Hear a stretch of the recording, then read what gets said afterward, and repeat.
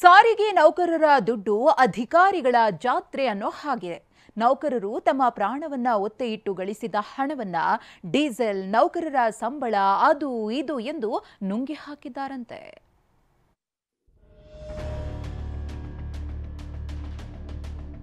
KSRTC driver, conductor PF ಹಣವು ಲೂಟಿ. ಸಾರಿಗೆ ನೌಕರರ 2792 ಕೋಟಿ ಹಣ ದುರ್ಬಳಕೆ. ಬಿಎಂಟಿಸಿ ಮತ್ತು ಕೆಎಸ್ಆರ್ಟಿಸಿ ಡ್ರೈವರ್, ಕಂಡಕ್ಟರ್ಸ್ ಹಗಲು ರಾತ್ರಿ ದುಡಿತಾರೆ. ಕಷ್ಟ ಕಾಲಕ್ಕೆ ಅಂತ ತಿಂಗಳ ಸಂಬಳದಲ್ಲೇ 12% ಪಿಎಫ್ ಹಣ ಕಟ್ಟಿರ್ತಾರೆ. ಆದರೆ ಸಾರಿಗೆಯ 4 ನಿಗಮದ 1.15 ಲಕ್ಷ ನೌಕರರ 2792 ಕೋಟಿ ಹಣವನ್ನ ಅಧಿಕಾರಿಗಳೇ ಡೀಸೆಲ್ ಮತ್ತು ಸಂಬಳಕ್ಕಾಗಿ ದುರ್ಬಳಕೆ ಮಾಡಿಕೊಂಡಿದ್ದಾರಂತೆ. ಸರ್ಕಾರ ಕೊಟ್ಟ ಅನುದಾನದ ಹಣದಲ್ಲೂ ಹೊಸ ಕಾರುಗಳನ್ನ ಖರೀದಿಸಿ ಶೋಕಿ ಮಾಡ್ತಿದ್ದಾರಂತೆ. ಪಿಎಫ್ ಹಣ ಇರತಕ್ಕಂಥದ್ದು ಸಂಬಂಧಪಟ್ಟಂಥ ನೌಕರರಿಗೆ ತಿಂಗಳ ವಂತಿಕೆಯಲ್ಲಿ ಕೊಡ್ತಕ್ಕಂಥ ಹಣ ಆಗಿರ್ತದೆ. ಅದನ್ನು ಇವರು ಯಥೇಚ್ಛವಾಗಿ ದುರುಪಯೋಗಪಡಿಸ್ಕೊಂಡಿದ್ದಾರೆ. ಸುಮಾರು ಯಾವುದೇ ಸರ್ಕಾರದಲ್ಲೂ ಸಹ 3,000 ಕೋಟಿ ರೂಪಾಯಿ ಹಣ ದುರುಪಯೋಗಪಡಿಸ್ಕೊಂಡಿರ್ತಕ್ಕಂಥದ್ದು ಇದೇ ಮೊದಲನೇ ಬಾರಿಗೆ ಕಂಡು ಬರ್ತಾ ಇದೆ. ನಾನೇನು ಹೇಳ್ತಾ ಇದ್ದೀನಿ, ಅಧಿಕಾರಿಗಳು ಇದರಲ್ಲಿ ಗೋಲ್ಮಾಲ್ ಮಾಡಿದ್ದಾರೆ ಅಂತಕ್ಕಂಥ ಪ್ರಶ್ನೆ ನಾನು ನೇರವಾಗಿ ಹೇಳ್ತಾ ಇದ್ದೀನಿ. ಯಾಕೆಂದರೆ ಹೊಸ ಕಾರ್ ಖರೀದಿಗಳನ್ನ ಮಾಡಿದ್ದಾರೆ. ಪಿಎಫ್ ಟ್ರಸ್ಟ್ಗೆ ಕೆಎಸ್ಆರ್ಟಿಸಿ ಕಟ್ಟಬೇಕಾಗಿರುವಂತಹ ಹಣ ಎಷ್ಟು ಅಂತ ನೋಡೋದಾದ್ರೆ, ಕೆಎಸ್ಆರ್ಟಿಸಿ ಪಿಎಫ್ ಟ್ರಸ್ಟ್ಗೆ ಮಾರ್ಚ್ 23ರಿಂದ ಸೆಪ್ಟೆಂಬರ್ 24ರವರೆಗೆ 683.52 ಕೋಟಿಯಷ್ಟು ಹಣವನ್ನೇ ಕಟ್ಟಿಲ್ಲ. ಇನ್ನು ಬಿಎಂಟಿಸಿ ಕೂಡ 2023ರ ಜನವರಿಯಿಂದ 2024 ಸೆಪ್ಟೆಂಬರ್ವರೆಗೆ 714.89 ಕೋಟಿ ರೂಪಾಯಿ ಬಾಕಿ ಉಳಿಸಿಕೊಂಡಿದೆ.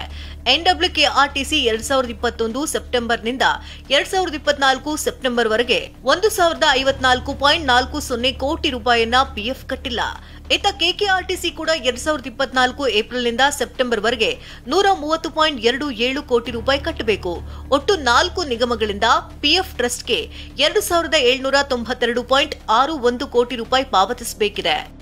ರೂಲ್ಸ್ ಪ್ರಕಾರ ನೌಕರರ ಪಿಎಫ್ ಹಣ ನಿಗಮಗಳ ಖರ್ಚಿಗೆ ಬಳಸುವಂತಿಲ್ಲ.